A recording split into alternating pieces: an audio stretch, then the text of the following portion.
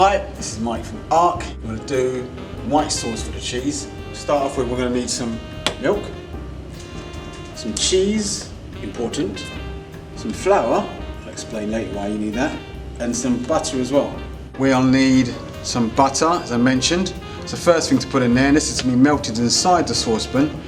We're going to go for 50 grams. A good way of indicating how much you need is on helpful, which is helpful on butter.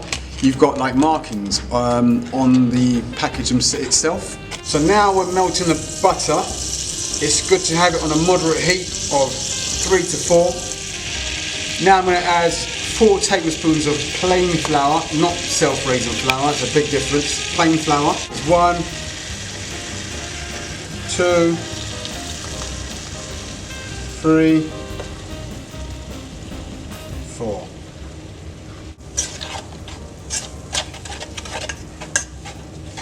So you start to get this type of texture. Next to go in is the milk. We're going to put milk in there now. You need 500 millilitres of milk.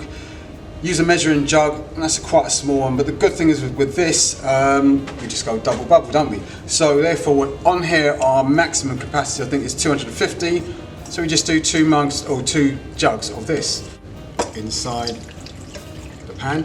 Stir the remaining ingredients that we have all together. Next, we're going to add 50 grams of cheese. So after you've added your cheese bit by bit, that is your cheese sauce done.